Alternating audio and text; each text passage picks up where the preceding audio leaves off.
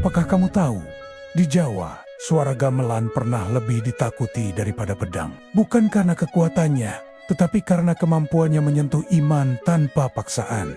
Sebagian ulama menganggapnya media dakwah, sebagian lain menyebutnya bid'ah berbahaya. Pertanyaannya, apakah gamelan menyimpangkan Islam atau justru menyelamatkannya di Jawa? Sebelumnya, bantu subscribe, like, dan tulis amin di kolom komentar. Semoga rezekinya lancar, amin, ya robbal alamin. Malam itu, suara gamelan menggema pelan di tengah desa. Bukan untuk pesta, bukan untuk hiburan. Gong dipukul perlahan, seolah memanggil sesuatu yang lebih tua dari manusia. Kenong menyahut, ritmenya teratur, hampir seperti detak jantung bumi. Dan di antara suara itu, orang-orang duduk bersila diam, khusyuk, tanpa mantra Hindu, tanpa doa Buddha. Hanya diam dan mendengar. Di sudut pendapa, seorang lelaki berjubah sederhana memperhatikan semuanya. Wajahnya tenang, matanya tajam. Ia tidak membawa kitab tebal, tidak pula berdiri di mimbar. Ia membiarkan suara bekerja lebih dulu. Namanya kelak dikenal sebagai wali. Namun malam itu, ia hanya seorang pengamat yang tahu satu hal. Islam tidak akan bertahan di Jawa jika datang dengan teriakan. Islam tiba di tanah yang sudah lama mengenal yang gaib. Jawa bukan ruang kosong, ia penuh simbol, irama, dan rasa. Sebelum azan pertama menggema, Jawa sudah punya cara sendiri untuk berbicara dengan yang tak terlihat. Luwet sesaje, lewat tapa, dan lewat suara. Gamelan bukan sekadar musik, ia adalah bahasa kosmos. Setiap bunyi dipercaya terhubung dengan keseimbangan alam, dengan leluhur, dengan kekuatan yang tidak bernama. Karena itu, ketika Islam datang membawa tauhid yang tegas satu Tuhan, tanpa perantara benturan, tidak terelakkan. Sebagian pendakwah memilih jalan lurus dan keras. Hancurkan berhala, tinggalkan tradisi, putuskan masa lalu. Tapi di Jawa, jalan itu berbahaya. Karena bagi orang Jawa, memutus tradisi sama dengan memutus jiwa. Dan Islam yang datang dengan pedang akan ditolak, bukan dipeluk. Disinilah dilema itu lahir, pertanyaan yang tidak pernah benar-benar selesai hingga hari ini. Haruskah budaya dikorbankan demi iman? Ataukah iman bisa hidup di dalam budaya? Di desa-desa, bisik-bisik mulai terdengar. Ada ulama yang dakwanya aneh, tidak pakai ceramah keras, malah pakai gamelan. Sebagian menyambut, sebagian resah. Bagi yang menerima, suara gamelan terasa berbeda, tidak lagi memanggil dewa-dewa lama. Ada ketenangan baru, ada rasa tunduk, pasrah, seolah mengingatkan bahwa hidup ini hanya sementara. Namun bagi yang menolak, ini adalah bahaya besar. Islam dianggap sedang dicairkan, tauhid dianggap sedang disamarkan. Bagaimana mungkin alat ritual lama dipakai untuk agama yang suci? Bukankah ini membuka pintu kesyirikan? Kecurigaan itu tumbuh pelan, seperti bara dalam sekam. Sementara itu, di pendapa-pendapa sunyi, suara gamelan terus dimainkan. Bukan sembarang gending. Setiap nada dipilih dengan sadar. Setiap jeda menyimpan makna. Tanpa disadari, masyarakat mulai mendengar Islam sebelum mereka memahaminya. Mereka merasakan kehadiran Tuhan sebelum mengenal istilah tauhid. Mereka menangis tanpa tahu sebabnya. Islam masuk, bukan lewat perintah, tapi lewat rasa. Dan itulah yang membuatnya berbahaya. Karena agama yang masuk ke hati sulit dicabut. Lebih kuat dari paksaan, lebih dalam dari ketakutan. Namun tidak semua orang siap menerima cara ini. Di pusat-pusat kekuasaan agama, pertanyaan mulai diajukan. Siapa ulama ini? Dari mana ilmunya? Mengapa caranya berbeda? Dan yang paling penting, apakah ini masih Islam? Atau sudah menjadi agama baru? Konflik belum meledak, tapi tanda-tandanya jelas.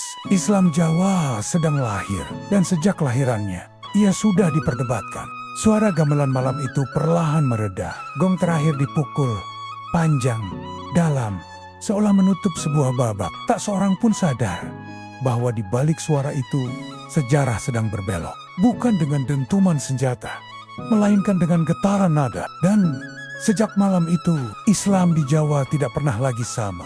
Jauh sebelum kalimat La ilaha illallah dikenal di tanah Jawa, pulau ini telah hidup di bawah irama yang dianggap sakral. Bagi masyarakat Jawa kuno, suara bukan sekadar getaran udara. Ia dipercaya sebagai jembatan antara dunia kasat mata dan tak kasat mata. Dan gamelan dengan gong, kenong, saron, Dan bonangnya adalah alat utama untuk membuka jembatan itu. Dalam naskah-naskah Jawa lama, bunyi disebut memiliki daya hidup. Ia bisa menenangkan roh. Ia bisa mengundang berkah. Ia juga bisa membuka pintu malapetaka bila dimainkan sembarangan. Karena itu, gamelan tidak diletakkan sembarangan. Ia disimpan di ruang khusus, dimandikan pada hari-hari tertentu, bahkan diberi makan secara simbolik. Bagi logika modern, ini terdengar mistis. Namun bagi orang Jawa kala itu, inilah cara menjaga keseimbangan kosmos. Ketika Islam datang, ia tidak hanya membawa ajaran baru, ia datang dengan pandangan dunia yang berbeda. Tauhid menolak perantara. Islam memutus hubungan sakral antara benda dan ketuhanan. Disinilah benturan ideologis itu bermula. Sebagian ulama awal yang datang ke Jawa khususnya dari jalur perdagangan memandang gamelan sebagai peninggalan sistem kepercayaan lama, bukan sekadar budaya, tapi bekas ritual yang berpotensi menjerumuskan pada syirik. Dalam perspektif fikih klasik, alat yang dulu digunakan untuk ritual non-Islam memang problematis. Ada kaidah yang menyebut al-wasilah ila al-haram-haram, yang artinya jalan menuju yang haram, ikut haram. Maka muncul sikap tegas, Islam harus bersih, tidak boleh tercampur. Namun Jawa bukan ruang kosong yang bisa dibersihkan begitu saja. Masyarakat tidak memahami Islam sebagai sistem hukum terlebih dahulu. Mereka memahaminya sebagai rasa hidup. Dan rasa itu telah lama dibentuk oleh irama, simbol, dan pengalaman batin. Disinilah para wali khususnya yang kelak dikenal sebagai Wali Songo menghadapi dilema paling sulit. Jika Islam disampaikan dengan bahasa hukum semata, ia akan berhenti di pelabuhan dan istana. Jika disampaikan dengan bahasa rasa, ia bisa masuk ke sawah, hutan, dan desa. Beberapa wali memilih pendekatan yang tidak populer. Mereka tidak serta-merta menghapus gamelan. Mereka menggeser maknanya. Bunyi yang dulu dipersembahkan untuk dewa, diarahkan untuk merenungi keesaan Tuhan. Ritme yang dulu mengiringi ritual, dipakai untuk mengajarkan kesadaran akan kefanaan hidup. Namun strategi ini tidak diterima semua pihak. Di kalangan ulama sendiri, bisik-bisik mulai berubah menjadi perdebatan. Apakah ini dakwah atau kompromi berbahaya? Apakah masyarakat benar-benar diajak mengenal tauhid? Atau hanya diganti simbolnya? Kecurigaan semakin tajam ketika dakwah berbasis budaya justru berhasil. Desa-desa mulai menerima Islam tanpa konflik. Masjid berdiri tanpa paksaan. Masyarakat bersyahadat tanpa penaklukan. Keberhasilan ini ironisnya memicu ketegangan. Karena keberhasilan tanpa kontrol pusat selalu mencurigakan. Sebagian ulama merasa Islam di Jawa sedang tumbuh tanpa standar baku, tanpa kitab rujukan yang jelas, tanpa garis tegas antara ibadah dan budaya. Muncullah pertanyaan yang lebih keras. Jika gamelan boleh dipakai, lalu apa batasnya? Jika simbol lama boleh hidup, kapan ia harus mati? Dalam tradisi Islam sendiri, perdebatan seperti ini bukan hal baru. Sejak awal, umat Islam selalu berdebat antara pendekatan tekstual dan kontekstual, antara menjaga kemurnian bentuk dan menjaga keberlangsungan makna. Namun di Jawa, perdebatan itu diperumit oleh faktor mistik. Karena masyarakat tidak sekadar mendengar gamelan, mereka merasakannya. Ada pengalaman batin yang sulit dijelaskan dengan bahasa hukum. Beberapa orang mengaku menangis tanpa sebab, yang lain merasakan ketenangan mendalam. Ada pula yang merasa dipanggil untuk bersujud, meski belum memahami tata caranya. Bagi pendakwah kultural, inilah pintu hidayah. Bagi ulama tekstual, ini wilayah abu-abu yang berbahaya. Maka garis pemisah mulai terbentuk. Bukan antara Islam dan non-Islam, melainkan antara sesama Muslim. Islam Jawa pelan-pelan diberi label Islam rasa, Islam kejawen, Islam yang tidak murni. Label ini belum menjadi vonis, tapi ia adalah awal dari konflik panjang. Di balik pendapat tempat gamelan dimainkan, dan di balik surau tempat ayat dibacakan, dua cara memahami Islam sedang berjalan berdampingan namun menuju arah yang berbeda. Dan sejarah mencatat satu hal penting. Ketika ulama mulai berbeda cara pandang, yang dipertaruhkan bukan sekadar metode dakwah, melainkan wajah Islam itu sendiri. Episode ini bukan penutup, ia adalah pintu. Karena pada episode berikutnya, kita akan masuk pada satu nama yang menjadi pusat pujian sekaligus tuduhan. Seorang wali yang dianggap jembatan peradaban, dan oleh sebagian dianggap sumber penyimpangan. Dalam sejarah Islam Jawa, tidak ada nama yang lebih sering dipuji dan sekaligus lebih sering dicurigai selain Sunan Kalijaga. Ia bukan wali yang dikenal karena kitabnya, Bukan pula karena fatwanya yang tegas. Ia dikenal karena caranya yang jauh berbeda. Di saat sebagian ulama menekankan tens, penyucian mutlak ajaran dari unsur luar, Sunan Kalijaga justru memilih jalan takre, pendekatan, dan pendampingan budaya. Inilah titik api konflik itu menyala. Secara akademik, pendekatan Sunan Kalijaga sering dikategorikan sebagai dakwah kultural akomodatif. Ia tidak memulai dakwah dari hukum, melainkan dari struktur kesadaran masyarakat. Bagi Kalijaga, orang Jawa tidak bisa diajak mengenal Tuhan melalui pemutusan simbol secara tiba-tiba. Simbol adalah bahasa jiwa, dan jiwa tidak bisa diperintah, ia harus disentuh. Namun pendekatan ini segera memicu pertanyaan keras dari kalangan ulama lain. Dalam forum-forum kecil, di pesantren awal, bahkan di lingkaran para wali sendiri, muncul kegelisahan. Apakah ini masih islamisasi atau sudah jawanisasi Islam? Istilah ini bukan istilah ringan. Dalam kajian sejarah agama, ia menyentuh persoalan paling sensitif. Siapa yang menaklukkan siapa? Islam atas budaya, atau budaya atas Islam? Sunan Kalijaga sadar betul akan risiko ini. Namun ia juga memahami satu hal penting yang sering luput dari pendekatan tekstual. Islam bukan hanya sistem hukum, tetapi pengalaman iman. Gamelan, wayang, tembang bagi Kalijaga bukan tujuan, melainkan lah, alat, bukan akidah. Dalam bahasa usul fikih, ia bergerak di wilayah maqasid al-syariah. Tujuan-tujuan besar syariat bukan semata pada bentuk lahiriah hukum. Tujuan dakwah bukan mengganti bunyi, melainkan mengganti arah hati. Namun bagi ulama yang berpegang pada pendekatan tekstual normatif, argumen ini tidak cukup. Mereka melihat bahaya laten. Gamelan adalah artefak ritual pra-Islam, wayang penuh mitologi. Simbol-simbol itu berisiko mempertahankan residu teologis Islam. Dalam istilah antropologi agama, ini disebut sinkretisme, percampuran unsur kepercayaan yang berpotensi mengaburkan batas iman. Dan sinkretisme, bagi sebagian ulama, adalah ancaman serius jika Islam membiarkan simbol lama hidup. Kata seorang ulama dalam riwayat lisan, kapan masyarakat benar-benar meninggalkannya? Kritik terhadap Sunan Kalijaga pun mulai mengeras. Ia dituduh terlalu lunak, terlalu kompromistis. Bahkan oleh sebagian yang ekstrem, dianggap membahayakan tauhid umat. Namun kritik itu berhadapan dengan fakta yang sulit dibantah. Islam menyebar cepat di wilayah Jawa, tanpa pemberontakan, tanpa perlawanan besar, tanpa trauma kolektif. Dalam kajian sosiologi agama, ini disebut konversi gradual non-koersif.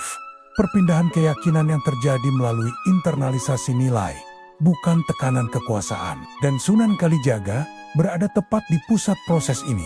Ia tidak menghancurkan gamelan. Ia mengubah makna dengarnya. Bunyi yang dulu memanggil dewa, diarahkan untuk mengingat kefanaan dunia. Wayang yang dulu menampilkan kosmologi Hindu, diisi dengan pesan tentang amanah, keadilan, dan kepasrahan pada Tuhan yang Esa.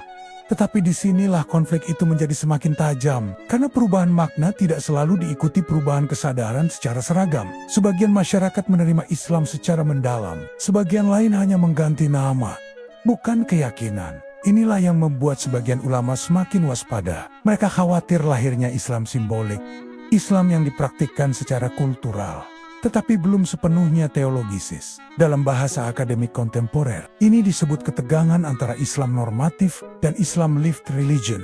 Islam sebagai doktrin dan Islam sebagai pengalaman hidup sehari-hari. Sunan Kalijaga berdiri di tengah ketegangan itu, dan posisi tengah selalu paling berbahaya. Ia tidak sepenuhnya diterima oleh kaum Puritan, namun juga tidak sepenuhnya dipahami oleh masyarakat awam. Di satu sisi, ia dipuji sebagai jembatan peradaban. Di sisi lain, ia dijadikan contoh apa yang tidak boleh diikuti. Dan sejak saat itulah, konflik Islam Jawa tidak lagi tersembunyi. Ia bukan lagi konflik antara Islam dan budaya, melainkan konflik di dalam Islam itu sendiri. Konflik tentang metode, tentang batas, tentang siapa yang berhak menentukan wajah Islam di tanah Jawa. Kisah ini menandai satu titik penting, bahwa Islam Jawa tidak lahir tanpa perlawanan. Ia lahir dari perdebatan keras, dari kecurigaan, dari ketegangan intelektual dan spiritual. Dan berikutnya, konflik ini akan keluar dari ruang diskusi, menuju ujian sosial dan politik yang jauh lebih berbahaya. Karena ketika perbedaan tafsir bertemu kekuasaan, yang dipertaruhkan bukan lagi metode dakwah, melainkan kelangsungan tradisi itu sendiri. Konflik itu tidak lagi tinggal di pendapat sunyi atau ruang diskusi ulama. Ia keluar, menyentuh istana, dan mulai membelah masyarakat. Ketika Islam kultural ala Sunan Kalijaga menyebar cepat di desa-desa, para penguasa Jawa tidak bisa tinggal diam. Bagi istana, agama bukan hanya urusan iman, ia adalah instrumen legitimasi kekuasaan. Dalam kajian politik Islam, ini disebut religious legitimation of power. Agama digunakan untuk meneguhkan wibawa raja dan tatanan sosial. Islam yang damai, cair, dan akomodatif terasa menguntungkan. Rakyat tidak melawan. Tradisi istana tetap hidup, simbol lama tidak perlu dihancurkan. Maka sebagian penguasa mendukung pendekatan Sunan Kalijaga, bukan semata karena iman, melainkan karena stabilitas. Namun dukungan istana justru memperdalam kecurigaan ulama tekstual. Dalam sejarah Islam, kedekatan ulama dengan penguasa selalu problematis. Ada istilah klasik, ulama al-sultan, yang artinya ulama yang berada di bawah bayang-bayang kekuasaan. Tuduhan itu mulai diarahkan pada pendekatan dakwah kultural. Apakah ini dakwah atau proyek politik berkedok agama? Pertanyaan ini tidak sekadar retoris. Ia menjadi bahan bisik-bisik di pesantren awal, di pusat-pusat ilmu, bahkan di masjid. Sebagian ulama melihat pola berbahaya. Islam dipakai untuk merawat struktur lama, bukan untuk mentransformasikannya. Dalam bahasa teori kritis agama, ini disebut domestikasi agama. Agama dijinakkan agar tidak mengguncang tatanan sosial politik. Di sisi lain, rakyat justru merasakan hal yang berbeda. Bagi masyarakat desa, Islam yang datang lewat gamelan terasa dekat, tidak menghakimi, tidak memaksa. Ia memberi ruang bagi pengalaman batin yang telah lama mereka kenal. Inilah ironi besar konflik ini. Yang diterima rakyat justru dicurigai elit keagamaan. Masyarakat awam tidak memperdebatkan istilah tauhid, sinkretisme, atau MOCID. Mereka menilai dari rasa aman, dari kedamaian, dari perubahan perilaku sehari-hari. Namun politik tidak bekerja dengan rasa. Ia bekerja dengan kontrol. Ketika Islam Jawa tumbuh tanpa satu otoritas pusat, para elit agama dan kekuasaan melihat ancaman. Dalam kajian sosiologi, fenomena ini disebut fragmentasi otoritas keagamaan. Tidak ada satu pusat tunggal yang menentukan tafsir dan praktik. Fragmentasi ini berbahaya bagi kekuasaan karena tafsir yang bebas, sulit dikendalikan. Maka mulai muncul upaya standarisasi. Apa yang boleh, apa yang tidak. Fatwa-fatwa lisan mulai beredar. Gamelan dipertanyakan, wayang disorot, tradisi lokal diuji. Tidak semua fatwa tertulis. Sebagian hadir sebagai tekanan sosial. Ulama yang menolak pendekatan kultural mulai mendapat dukungan dari kelompok pedagang dan elit tertentu yang menginginkan Islam lebih rapi dan seragam. Islam yang mudah diajarkan, mudah dikontrol, mudah diwariskan. Di titik inilah konflik itu menjadi politis. Bukan lagi soal benar atau salah secara teologisis, melainkan soal siapa yang berhak mendefinisikan Islam di Jawa. Sunan Kalijaga dan pendekatan dakwahnya berada dalam posisi sulit. Didukung istana, tetapi dicurigai sebagian ulama. Diterima rakyat, namun dipersoalkan elit agama. Dalam ilmu politik agama, ini adalah posisi broker kultural, perantara antara tradisi lama dan tatanan baru. Namun broker selalu rawan. Ia bisa dianggap penyelamat atau pengkhianat. Ketegangan ini merembes ke masyarakat. Di beberapa tempat, gamelan tetap dimainkan di acara keagamaan. Di Tempat lain, ia mulai ditinggalkan karena takut dicap menyimpang. Masyarakat mulai bertanya, apakah Islam kami salah? Apakah leluhur kami sesat? Pertanyaan-pertanyaan ini tidak netral. Ia melahirkan kegelisahan kolektif. Dalam kajian psikologi sosial agama, kondisi ini disebut krisis identitas religius. Ketika komunitas kehilangan kepastian tentang siapa mereka secara spiritual, dan krisis selalu membuka ruang konflik. Sebagian memilih bertahan pada tradisi, sebagian memilih mengikuti standar baru, sebagian lagi terombang-ambing. Takut salah di mata Tuhan, dan takut ditolak komunitas. Islam Jawa kini berada di persimpangan paling berbahaya. Jika ditekan terlalu keras, ia bisa reto. Jika dibiarkan tanpa arah, ia bisa kehilangan batas. Disinilah sejarah bergerak menuju babak berikutnya. Karena konflik ini tidak berhenti pada perdebatan dan tekanan sosial. Ia akan segera bertemu dengan kekuatan yang jauh lebih besar.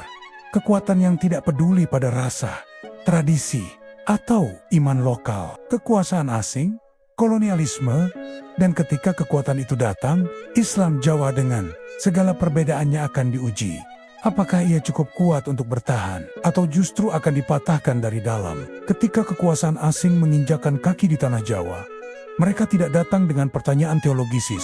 Mereka datang dengan satu kepentingan, kendali. Namun kolonialisme modern memahami satu hal yang sering luput dari para ulama. Agama adalah kunci masyarakat. Siapa yang mengendalikan tafsir agama akan mengendalikan arah perlawanan atau kepatuhan. Dalam kajian politik kolonial, strategi ini dikenal sebagai religious governance, pengelolaan agama sebagai instrumen stabilitas politik. Islam Jawa yang sejak awal sudah terfragmentasi secara internal, menjadi ladang paling subur untuk strategi ini. Kolonial tidak perlu menciptakan konflik. Mereka hanya perlu memelihara yang sudah ada. Pendekatan Islam kultural yang lentur seperti yang diwarisi dari Sunan Kalijaga dianggap relatif aman. Ia tidak mengajarkan konfrontasi langsung. Ia mengakar pada rasa, bukan perlawanan struktural. Maka sebagian penguasa kolonial bersikap ambigu, menekan, namun sekaligus memanfaatkan. Tradisi Islam Jawa tidak dilarang sepenuhnya. Ia dibiarkan hidup selama tidak berubah menjadi kesadaran politik. Dalam teori kolonialisme, ini disebut control tolerance. Toleransi terbatas untuk mencegah radikalisasi. Sebaliknya, Islam yang lebih skriptural, lebih legalistik, dan lebih tegas secara identitas mulai dicurigai. Pesantren-pesantren diawasi, ulama yang vokal dicatat, gerakan yang menyerukan pemurnian dicurigai sebagai potensi pemberontakan. Namun kolonial tidak selalu memusuhi ulama tekstual. Dalam banyak kasus, mereka justru memanfaatkan konflik antar ulama. Ulama yang menentang Islam Jawa kultural diberi ruang bicara.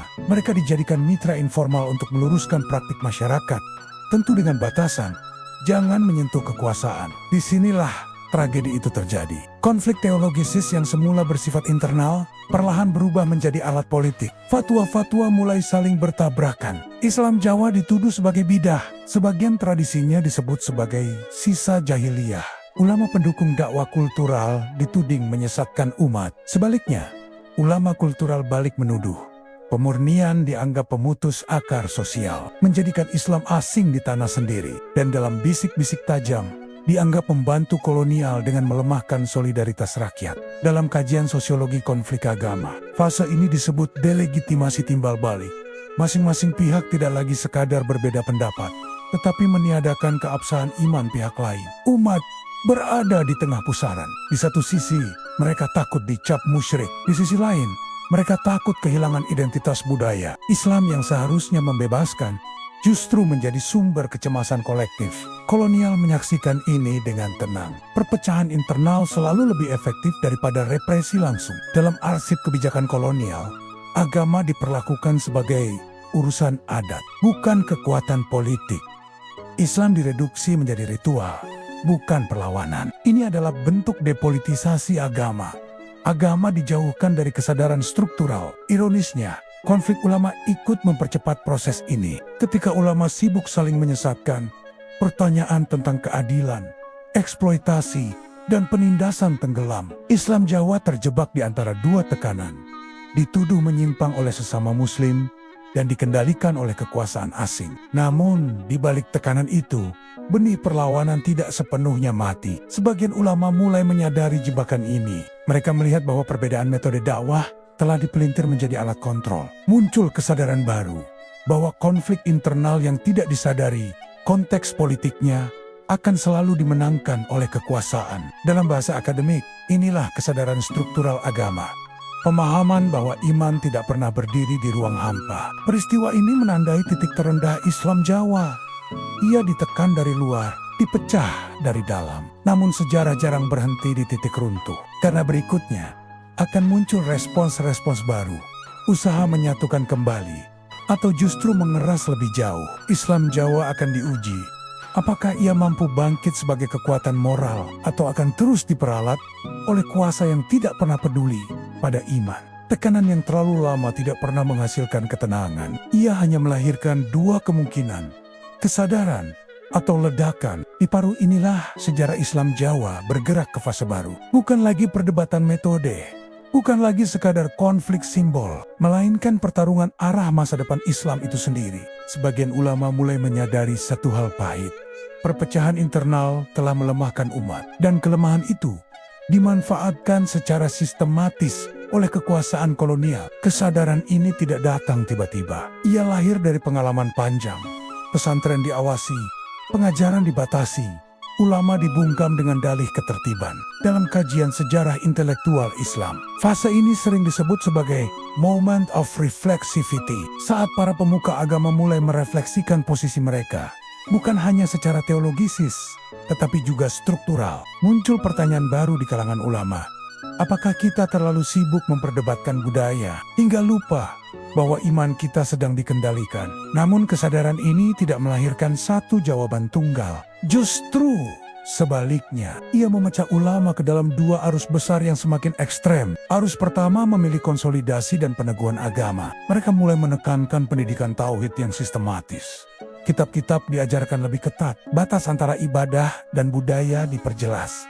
Namun arus kedua bergerak lebih jauh, lebih keras, lebih tegas. Mereka memilih jalan radikalisasi pemurnian. Dalam perspektif sosiologi agama, ini disebut boundary hardening. Penguatan batas identitas untuk melindungi komunitas dari penetrasi luar. Bagi kelompok ini, Islam Jawa dianggap terlalu lama dibiarkan cair, terlalu mudah dimanfaatkan, terlalu lentur, hingga kehilangan daya lawan. Maka solusi mereka sederhana, namun ekstrem. Putuskan seluruh simbol lama. Gamelan dilarang. Islam harus berdiri sendiri, tanpa kompromi, tanpa rasa. Dalam pandangan mereka, budaya bukan lagi jembatan, melainkan penghalang. Dalam banyak masyarakat terjajah, dan benteng yang terancam akan diperkeras, bahkan jika harus melukai sebagian anggotanya sendiri. Namun di lapangan, dampaknya tidak sederhana. Masyarakat desa yang selama ini memeluk Islam melalui pendekatan rasa, tiba-tiba dihadapkan pada standar baru yang kaku. Apa yang dulu dianggap jalan menuju Tuhan, kini disebut kesesatan. Dalam psikologi agama, ini disebut religious dissonance. Ketegangan batin ketika praktik lama tiba-tiba kehilangan legitimasi. Sebagian umat patuh, sebagian lain memberontak secara diam-diam. Sementara itu, ulama yang memilih jalan konsolidasi moderat berada di posisi sulit. Mereka setuju bahwa Islam harus diperkuat, tetapi menolak pemutusan budaya secara total. Mereka memahami bahwa identitas tidak bisa dicabut begitu saja. Jika dipaksa, ia akan kembali dalam bentuk yang lebih liar. Inilah konflik paling tajam yang pernah dialami Islam Jawa. Bukan lagi soal kolonial versus pribumi, melainkan Islam melawan bayangannya sendiri. Kolonial kembali diuntungkan. Pemurnian ekstrem dicurigai sebagai ancaman politik. Pesantren yang terlalu tegas diawasi lebih ketat. Sebaliknya, Islam kultural yang tersisa semakin dilemahkan, dicap tidak murni. Islam Jawa terbelah di antara dua ekstrem, cair tapi rapuh. Namun dari ketegangan inilah lahir fondasi baru. Ulama mulai memahami bahwa agama tidak bisa hanya diperkuat secara simbolik atau emosional. Ia harus diperkuat secara intelektual, institusional, dan etis. Pesantren mulai bertransformasi. Bukan sekadar tempat ritual. Islam tidak lagi hanya dirasakan, tetapi dipelajari dan dipertahankan. Ini menandai fase penting.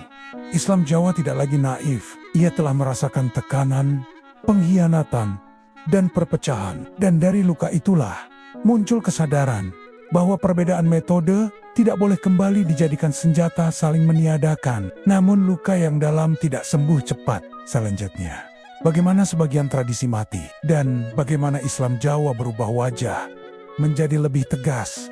Konflik itu akhirnya meledak.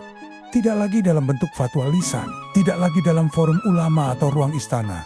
Ia turun ke desa, masuk ke rumah-rumah, dan memecah masyarakat dari dalam. Radikalisasi pemurnian yang lahir pada fase sebelumnya membawa konsekuensi sosial yang berat. Apa yang dulu dianggap cara berislam orang Jawa, kini dipersoalkan secara terbuka. Tradisi yang selama puluhan tahun menjadi pengikat komunitas mendadak kehilangan legitimasi. Dalam kajian sosiologi agama, inilah fase social rupture, saat perubahan ideologis memutus hubungan sosial yang sebelumnya stabil. Di beberapa wilayah, gamelan berhenti dimainkan bukan karena lupa, melainkan karena takut dicap sesat, takut dikucilkan, takut dianggap melawan agama. Namun di wilayah lain, Justru terjadi perlawanan sunyi. Masyarakat yang merasa identitasnya diinjak mulai bertahan. Tradisi tetap dijalankan diam-diam, ritual dipindahkan ke ruang tertutup. Simbol disembunyikan. Dalam antropologi, fenomena ini disebut hidden transcript. Praktik budaya yang terus hidup di bawah tekanan kekuasaan simbolik. Benturan pun tak terelakkan. Di satu desa, muncul kelompok yang menuntut Islam bersih. Mereka ingin masjid steril dari unsur budaya. Tidak ada gamelan, tidak ada tembang, tidak ada simbol Jawa. Di desa tetangga, masyarakat menolak. Bagi mereka, itu bukan sekadar tradisi. Itu adalah sejarah hidup. Masjid yang dulu menjadi ruang bersama, berubah menjadi arena ketegangan. Pengajian yang dulu menyatukan, kini memisahkan. Dalam struktur sosial Jawa, harmoni komunitas rukun adalah nilai utama. Radikalisasi merusak prinsip ini secara fundamental. Keluarga terbelah.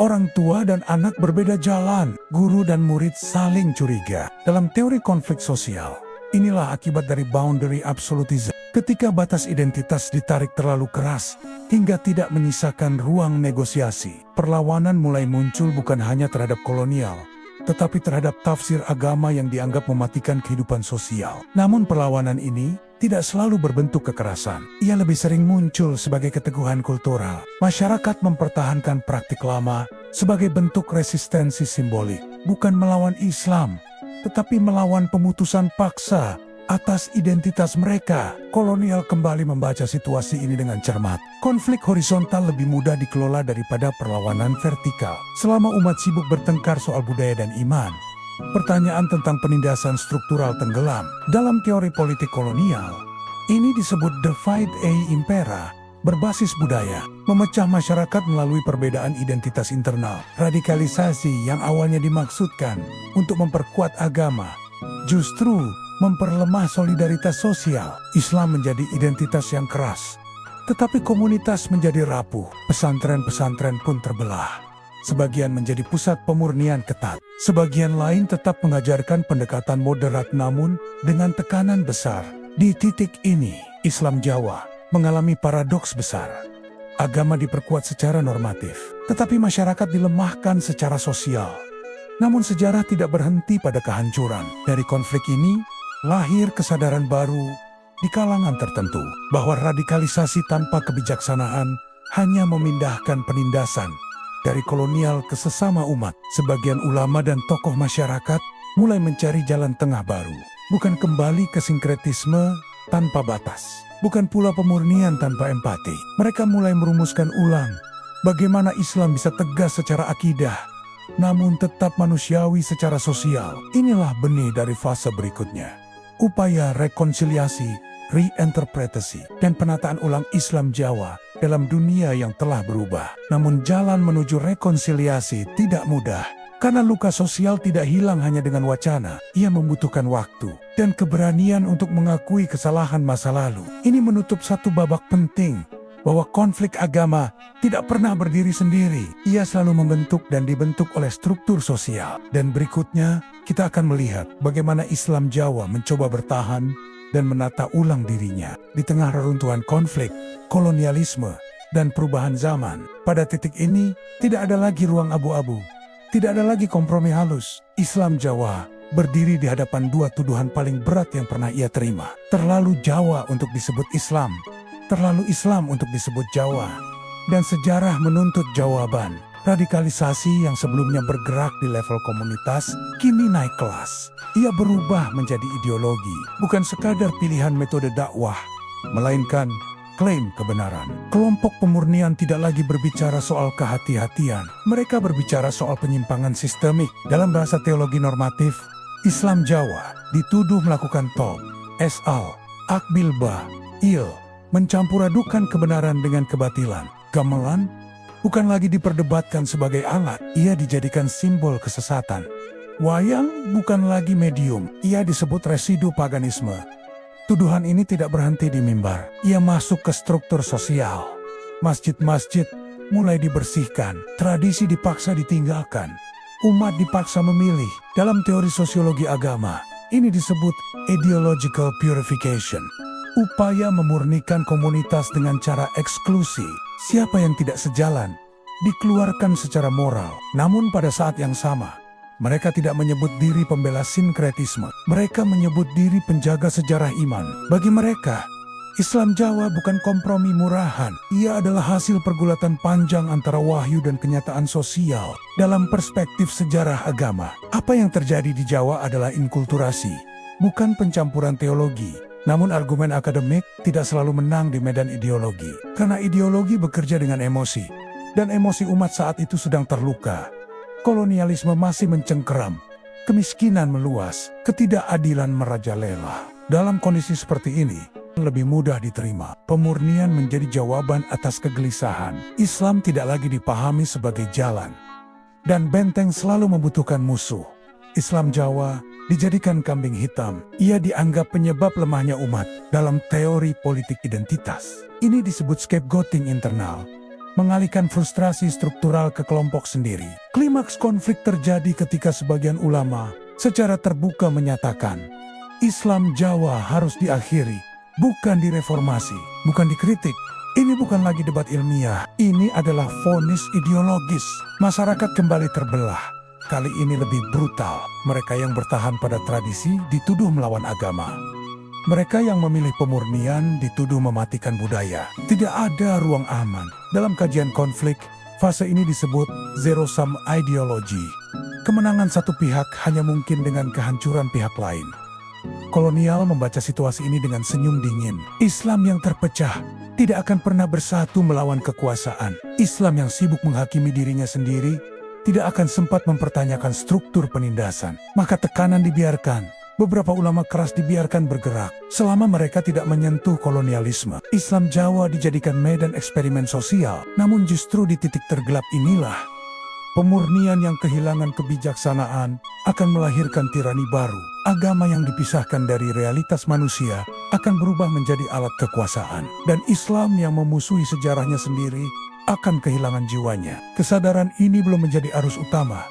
Ia masih minoritas, namun ia ada, dan sejarah selalu digerakkan oleh minoritas yang bertahan cukup lama. Bagian ini adalah puncak ketegangan. Tidak ada jawaban final. Tidak ada pemenang. Yang ada hanyalah pertanyaan besar yang menggantung hingga hari ini. Apakah Islam harus selalu datang dengan pemutusan total? Atau bisakah ia hidup tanpa kehilangan kemurniannya? Pada babak berikutnya, kita akan memasuki fase penentuan apa yang mati, yang bertahan, yang masih kita perdebatkan hingga sekarang. Setelah konflik mencapai titik paling keras, tidak ada kemenangan yang benar-benar terasa sebagai kemenangan. Yang tersisa hanyalah kelelahan kolektif. Desa-desa kembali tenang, bukan karena masalah selesai, tetapi karena masyarakat telah kehilangan tenaga untuk terus bertarung. Dalam kajian sejarah konflik sosial, fase ini disebut konflik fatigue.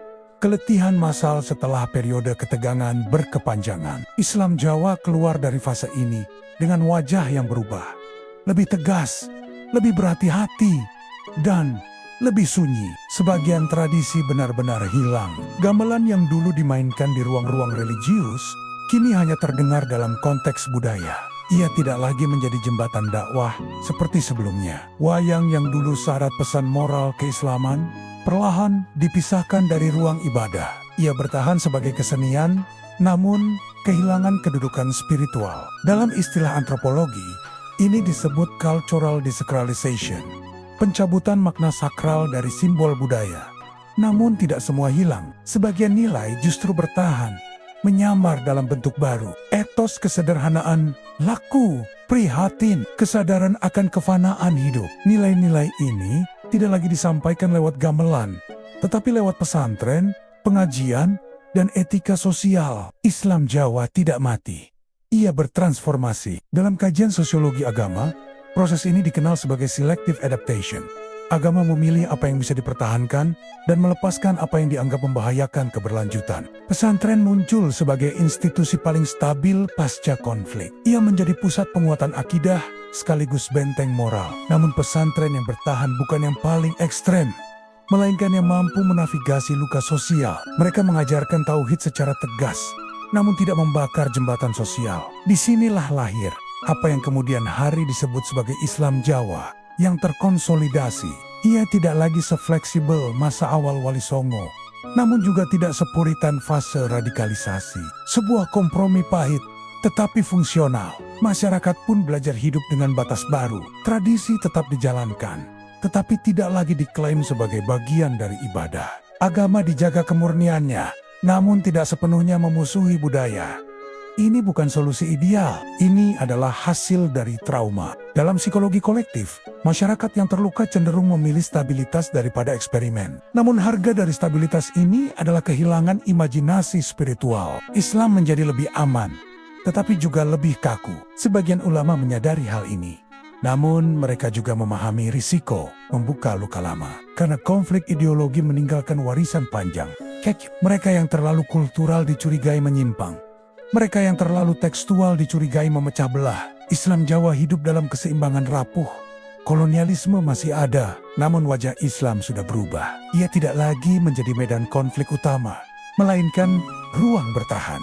Dalam teori pasca konflik, fase ini disebut renormalization. Usaha masyarakat kembali ke kehidupan sehari-hari dengan aturan baru. Namun, sejarah belum selesai. Apa yang terjadi pada fase ini akan menentukan warisan jangka panjang Islam Jawa. Apakah ia akan menjadi Islam yang matang karena pernah terluka, atau Islam yang defensif karena takut mengulang kesalahan? Babak ini bukan penutup, ia adalah jeda. Karena pada akhirnya kita akan melihat warisan Islam Jawa hari ini. Apa yang kita terima tanpa sadar, apa yang kita tolak tanpa memahami asalnya. Dan mengapa perdebatan ini belum pernah benar-benar selesai.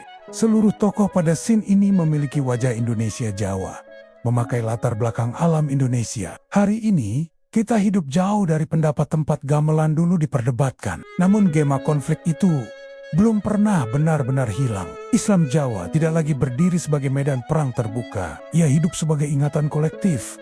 Kadang dibanggakan, kadang disangkal, kadang dituduh tanpa pernah benar-benar dipahami. Di masjid-masjid, Islam diajarkan dengan disiplin yang jauh lebih rapi. Di pesantren, kitab-kitab klasik dipelajari dengan metode yang mapan. Namun di balik keteraturan itu, ada sejarah panjang yang jarang disebut. Sejarah tentang Islam yang pernah masuk melalui suara, melalui rasa, melalui budaya yang dipeluk, bukan dihancurkan. Sebagian orang hari ini menyebut Islam Jawa sebagai penyimpangan. Sebagian lain menyebutnya kearifan lokal, namun keduanya sering lupa satu hal penting. Islam Jawa lahir bukan dari kemewahan pilihan, melainkan dari tekanan sejarah. Ia dibentuk oleh kolonialisme, oleh konflik internal ulama, oleh ketakutan kehilangan iman dan identitas sekaligus. Dalam kajian sejarah agama, apa yang kita saksikan di Jawa bukan anomali. Ia adalah pola global. Di Afrika, Asia Selatan, hingga Andalusia, Islam selalu bergulat dengan budaya lokal. Kadang menang, kadang berkompromi, kadang terluka. Pertanyaannya bukan lagi Islam Jawa benar atau salah. Pertanyaannya lebih jujur dan jauh lebih sulit. Islam seperti apa yang ingin kita warisi? Islam yang tegas namun asing, atau Islam yang dekat namun terus dicurigai? Warisan terbesar Islam Jawa bukan gamelan, bukan wayang, bukan tembang. Warisan terbesarnya adalah perdebatan itu sendiri. Perdebatan tentang batas iman, tentang peran budaya, tentang siapa yang berhak mendefinisikan kesalehan. Hari ini, kita masih mewarisi ketegangannya. Setiap kali tradisi dipertanyakan, setiap kali budaya dilabeli bid'ah tanpa dialog, setiap kali agama dipakai untuk menghakimi, bukan membimbing. Disitulah Islam Jawa hidup kembali, bukan sebagai praktik, melainkan sebagai pertanyaan. Dan mungkin disitulah maknanya, bahwa Islam tidak pernah selesai hanya sebagai aturan. Ia hidup dalam pergulatan manusia dengan sejarahnya. Semua ini tidak menutup perdebatan, ia justru membukanya kembali. Karena masa depan Islam di Nusantara tidak ditentukan oleh siapa yang paling keras berteriak, melainkan oleh siapa yang mampu belajar dari luka masa lalu. Apakah kita akan mengulang siklus saling meniadakan, atau berani membangun Islam yang tegas secara akidah, namun dewasa secara sejarah? Jawabannya bukan di tangan sejarah, melainkan di tangan kita hari ini.